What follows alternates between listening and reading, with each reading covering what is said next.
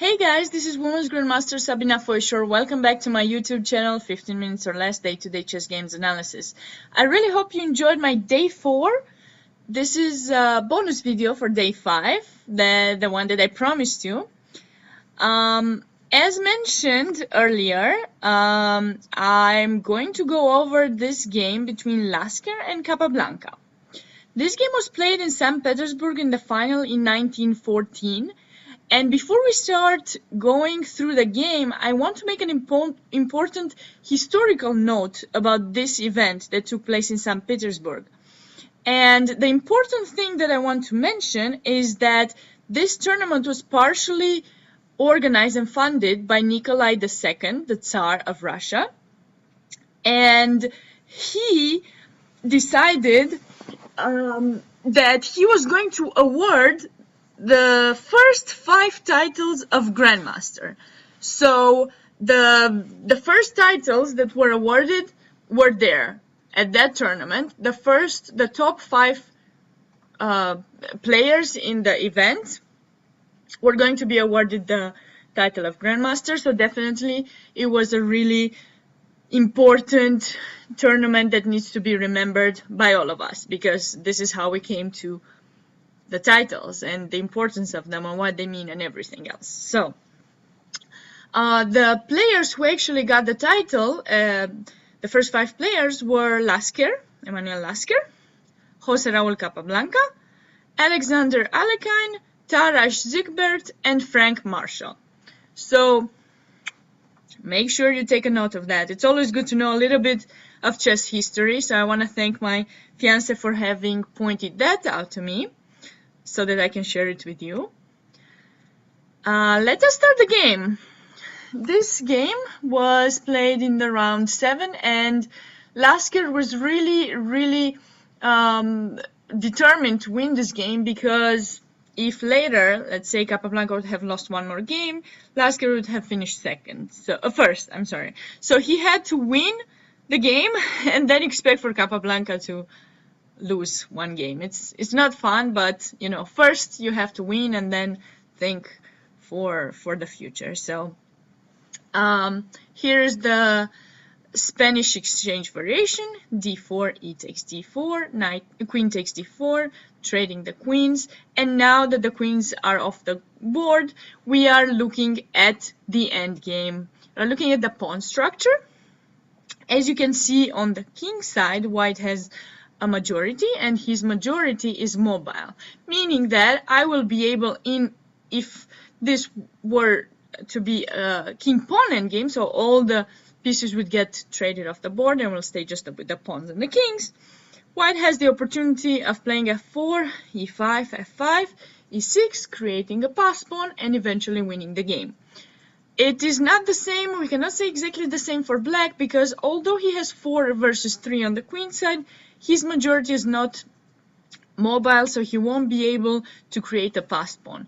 Anytime I can just push f3 and a3, and you won't be able to make me move anything that would help you to create a passed pawn. So very important to know that. For the fact that white has a majority that is mobile, black actually has the bishop pair, so he needs to play carefully and put his bishops on good diagonals, make sure they're opened and attacking things. So let us see if Capablanca did that in this game. Bishop d6, a very natural developing move. Knight c3, knight e7, and here Lasker made short castle. We saw the other game in day 4 with the long castle, but here we're going to look at the short castle. Castle f4. So white is getting ready for pushing his pawns to get ready for the endgame. Pawn, king pawn endgame, of course. Rook e8. This is a little bit not that great of a move, rook e8. It might seem natural to move the rook and put it on the file where the pawn is, let's say, somewhat weak. It's not really weak, it's unprotected by another pawn, but nowadays, in order to stop the push of the pawns f5, oops, I'm sorry, f5 is a move that's being played by black like that, although white can play e5 and create a free linked passed pawn.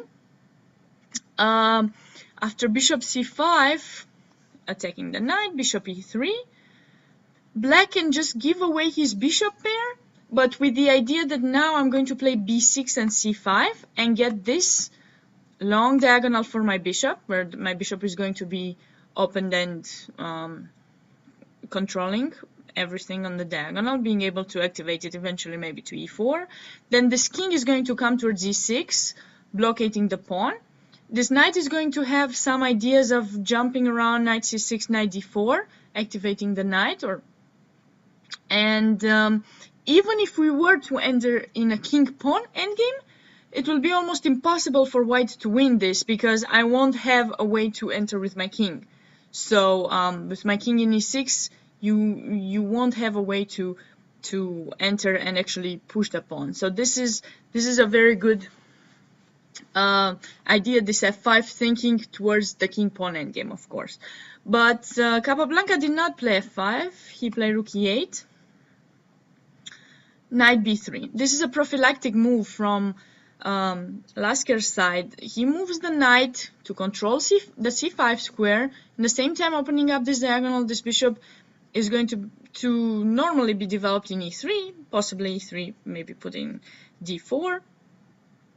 And anyways, this knight here in d4 was always helping black to play c5 with tempo, and you had to move it anyway, so we might as well just move it now. So of course c5 won't even be possible because now you're just losing some material after e5. So here black played f6, so thinking that okay, I'm just tapping e5 and now I'm going to start putting pressure on the e4 pawn. And here a very beautiful move by Lasker, f5. And this move, although it doesn't seem natural because we're giving away the e5 square, we are blockading our own majority. I mean, now how are we going to even push e5? We're just losing a pawn. So we are creating a weakness, not giving away our majority technically, and giving away the e5 square. But what is our plus? Our plus is that we're closing this bishop in c8, we're restricting it, we're restricting this knight in e7, and we have one more idea that we're going to see in a moment on Lasker's next move. So f5, really a good move. b6 in order to develop that bishop towards b7, now that this diagonal is useless for the bishop.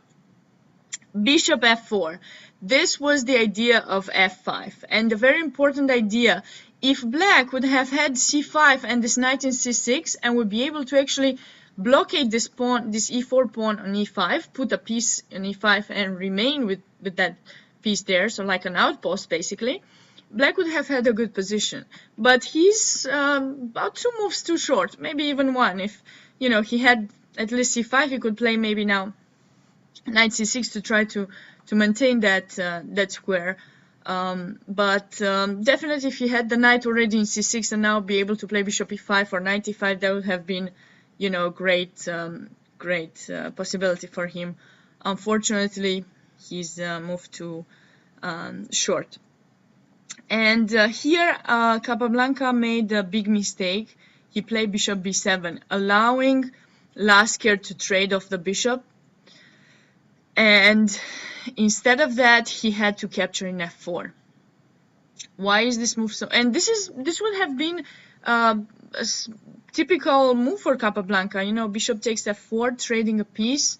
He really enjoyed playing endgames. So after rook f4, now c5, of course, having this idea that I mentioned, this putting the bishop in b7 and bringing the knight towards c6, c5.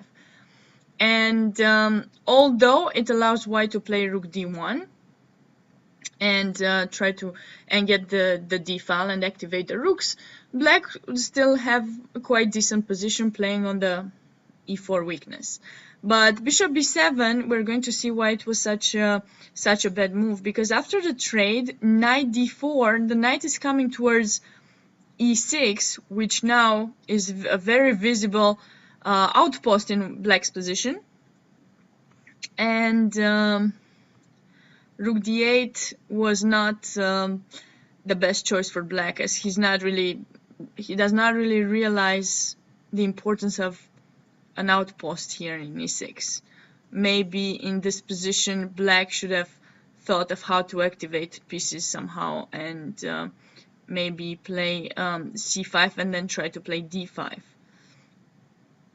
or even maybe try to play d5 immediately. But after rook d8, knight e6 with tempo, rook d1, d6. Now before you would see it was obvious that e4 was a weak pawn, but now with my knight in e6, this pawn does not seem weak at all, and in fact your d6 pawn is going to be a target for my rooks. So knight c8, rook f2, getting ready to double for whenever I will need to, b5. Another somewhat strange move. Capablanca is putting another pawn on the white squares. So he has a white square bishop, but he's putting the pawns on white. We should try to open up the position when we have a bishop. Something with c5, some d5 idea. You know, just move around, give some activity to your pieces. b5, rook d2, now b4, a very good move, blockading black pawns on the white color, just to keep this bishop in b7 as close as possible for a while. King f7, a3, bishop a8. This was very strange move again. Black seemed to just be waiting and see how white is going to progress the position. And if you can take a moment, think about how you could progress the position yourself if you don't know the game yet. But instead of bishop a8, rook takes e6 should have been played here. You know, try to activate your pieces. F takes e6, rook takes e6, bring your king to defend d6, activate your knight towards c4. The bishop a8 is just a waiting move and just gives white the opportunity to just improve the position of his pieces. He had this idea with rook a7, but think about it. You open up the a file, where are you going to activate your rook? I can just trade one rook, and then my other rook as white is going to utilize the a file opened to my advantage. So okay, white is playing on the king side where he has more space. h6 kind of necessary because h4 g5 is coming. Rook d3, a5. We don't care about the queen side. Our plan is to push the pawns and open up the position on the king side. A takes b4, a takes b4. As you can see, black's pieces are devastating here. Rook e7 back, king f3. I'm coming king f4. My idea is to play g5, and I want to make sure I'm capturing back with a piece. Rook g3 again. I'm getting ready to play g5. And here, Capablanca just played g5 himself. And of course we don't capture here, because if we capture, h takes check, king goes, and maybe black gets the h-file. So instead of that, we play king f3, and we have the opportunity of taking in g5 ourselves when necessary. Knight b6, trying to activate the knight, final desperate try, takes. Rook h3, of course. Now we get the file, so we're going to get it. Rook d7, defending this poor pawn in d6, but after king g3, just to get out of this bishop, the pin here, and now doubling on the h-file. Final blow, e5. And it's not, don't think it is to win some material or something. No, not at all. e5, the reason it's so good, it opens up the e4 square for the knight. And no matter with which pawn you take, knight e4 comes, f6 is weak, c5 is weak, knight c5, losing the exchange. There's no more moves for black in this position. Rook comes on the other side, check, and knight c5. And here, black resigned. I hope you enjoyed this game and how Lasker managed to slowly improve his position and use his majority to his advantage. Stay tuned for more episodes.